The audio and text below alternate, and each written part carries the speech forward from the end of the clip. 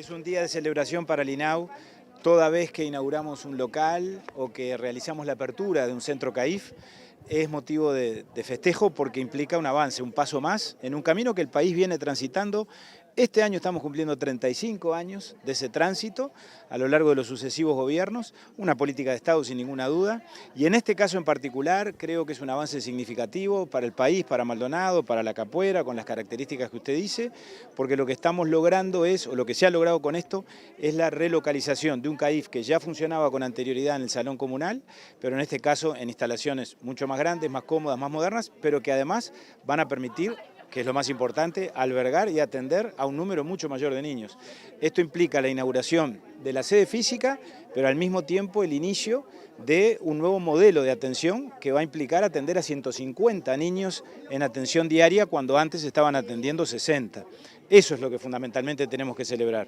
Estamos embarcados, ustedes lo saben bien, el Poder Ejecutivo promovió en el año 2021 un refuerzo presupuestal en una tarea de ampliación de la cobertura a lo largo y ancho del país, con los centros CAIF, a través de nuevas aperturas, a través de ampliaciones de centros ya existentes, a través de distintos cambios de modelo para mejorar y reforzar la atención, porque la inversión en primera infancia es la inversión, a nuestro juicio, que tiene más alta tasa de retorno para los niños, para las familias y para la sociedad, porque es mucho lo que el país se juega en esa etapa de la vida de nuestros niños y es mucho, por lo tanto, lo que se juega a la sociedad, porque allí se juega la suerte de ellos y de sus familias, pero por extensión, sin duda, eso impacta para bien o para mal, según lo que hagamos o dejemos de hacer, las condiciones de la convivencia social en general.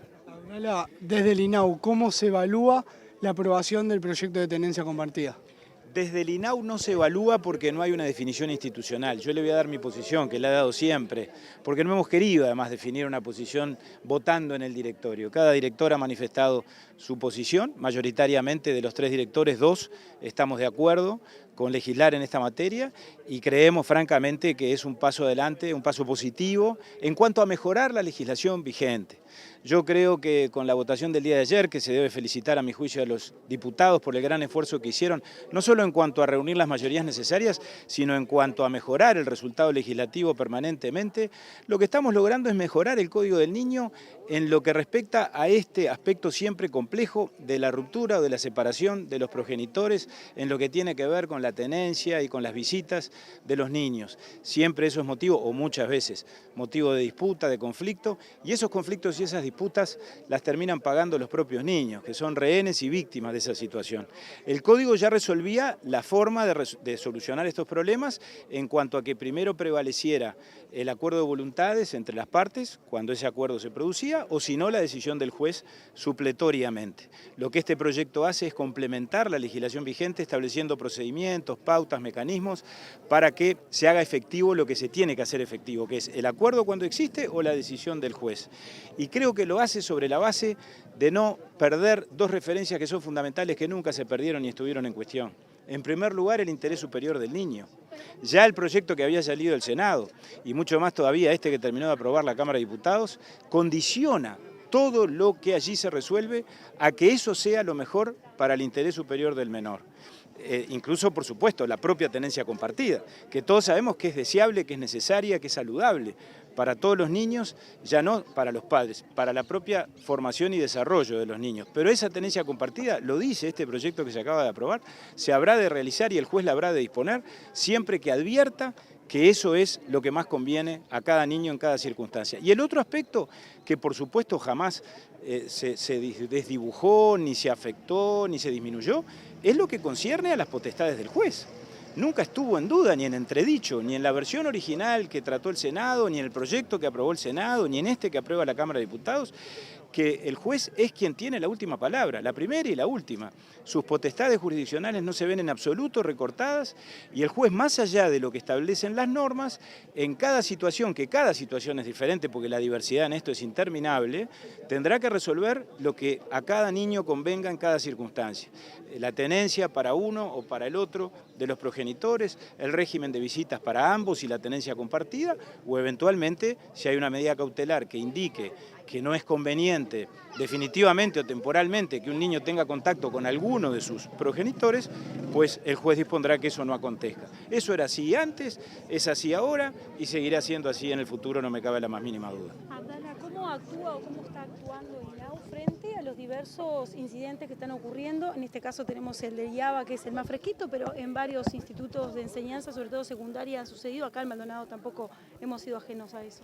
Bueno, el INAU no es el Poder Judicial. El INAU tiene que velar por la protección y por la promoción de los derechos de aquellos niños y adolescentes que tienen vínculo con él, que por alguna razón han llegado al ámbito de nuestra institución, o porque están en situación de amparo y fueron institucionalizados, o porque asisten a un centro CAIF como este, o a cualquiera de nuestros servicios de atención o centros de tiempo parcial. No quiere decir esto que en toda circunstancia donde acontezca un episodio que vincula a un niño, INAU tenga que inmediatamente hacerse cargo o intervenir. Porque el INAU no puede sustituir a los padres y tampoco puede sustituir a la justicia. Cuando se trata de episodios donde es la justicia la que está actuando, ya sea la Fiscalía o el Poder Judicial, nosotros allí actuamos como auxiliares. ¿Qué quiere decir? Intervenimos en la medida en que los jueces nos convoquen, o que los fiscales nos pidan ayuda, o porque hay que proteger a una víctima, o porque hay que proteger a un menor o a un adolescente, o porque hay que colaborar con la justicia técnicamente de alguna manera. Y cuando no es la justicia la que interviene, pero hay padres que ejercen la patria potestad, tampoco el Estado debe intervenir, porque allí la responsabilidad es siempre de los padres que deben ejercer esa patria potestad y tienen el derecho y el deber, así lo establece la Constitución de la República, de actuar en el cuidado y en la atención de niños y adolescentes. Si supletoriamente también allí fuese menester, porque hay un niño o un adolescente que está en situación de vulneración y por lo tanto los padres, pongámosle hipotéticamente, no cumplen con su cuidado y con su atención, allí sí, por supuesto, nosotros podemos llegar a intervenir. Esto lo digo para que se entienda bien cómo funciona el sistema, pero creo que de lo que se trata es de advertir que entre todos y en la articulación entre los distintos organismos tenemos que hacer lo que hay que hacer, que es que impere la ley y que es, sobre todo en toda circunstancia, que los derechos de niños y adolescentes tengan la más plena vigencia. Abdala, hace algunos días se celebró el Día Nacional de la Adopción. En este 2023, ¿cómo se va en ese tema en cuanto a números, en cuanto a familias interesadas y niños a adoptar?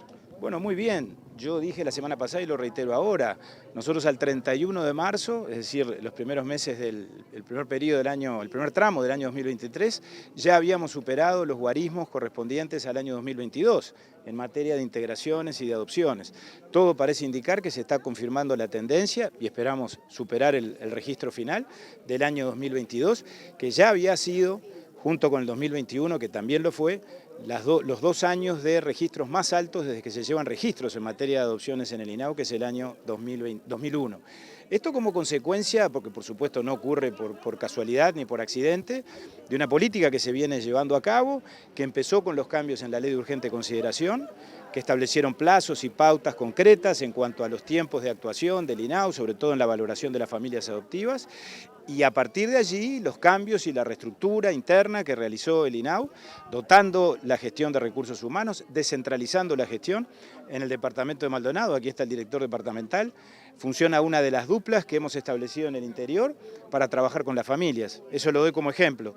Todo antes estaba demasiado concentrado en Montevideo. Ahora incorporamos cerca de 30 técnicos, organizamos duplas a lo largo y ancho del país y eso ha permitido ser más eficientes. En adopciones hay que lograr dos cosas fundamentales, que implica un equilibrio entre 2 factores, las garantías y la eficiencia. Las garantías tienen que estar salvaguardadas siempre y lo han estado todo este tiempo, y la eficiencia implica dar respuestas en tiempos razonables, porque si los niños crecen y no salen en adopción cuando tienen que salir en adopción, las posibilidades de que eso se concrete se vuelven bien complicadas. Abdala, ¿qué ha pasado con el centro Carpey que funciona allí en el Jahuel, funcionaba, y con los jóvenes que estaban alojados?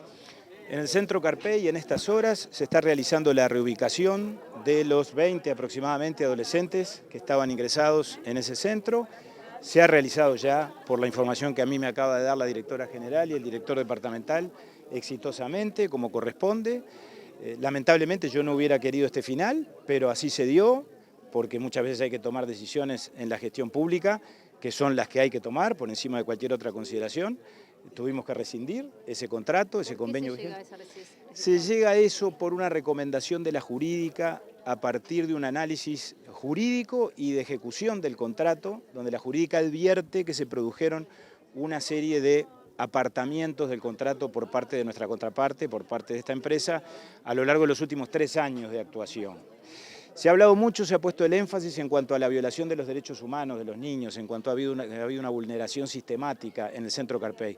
Yo debo decir categóricamente que eso no es así, porque yo tengo que atenerme a los hechos, y los hechos indican que de 14 denuncias, 12 fueron archivadas sin consecuencias, y solo en 2 casos se constataron situaciones que además fueron corregidas y que tampoco fueron de una gravedad extrema. En un caso se puso una observación, en otro caso se aplicó una multa. No era Carpey, porque sería muy fácil ahora hacer leña del árbol caído y achacarle todos los males de la región y del país. No era un centro de torturas ni nada que se le parezca. Pero sin perjuicio, la Interinstitución de Derechos Humanos intervino, hizo determinadas observaciones a lo largo de todos estos meses, y reitero, no es por eso que nosotros tomamos la decisión que tomamos. La tomamos por otra serie de aspectos vinculados con la ejecución del contrato, entre otras por un defecto de origen que se arrastra de la administración anterior, cuando se le adjudicó el contrato a la empresa Carpey, porque la administración anterior y el contrato que se firmó habilitaron algo que los pliegos no admitían, y era el funcionamiento de 2 dispositivos en un mismo proyecto. Un dispositivo para la atención de episodios agudos y otro para la atención de lo que se conoce o se conocía antes como medio camino. Bueno, ya empezamos mal desde el origen, desde el inicio, con un modelo que implicaba 2 perfiles de atención que técnicamente se recomienda que así no acontezca, y así se puso en los pliegos. No sé por qué, cuando esto se adjudicó yo no estaba, sin embargo se pasó por alto esa condición. Creo que ahí empieza, porque empezó mal, esta relación que después, por distintas circunstancias, registró otra serie de apartamentos. Adela, ¿qué nos puede adelantar sobre el informe del CIPIAB?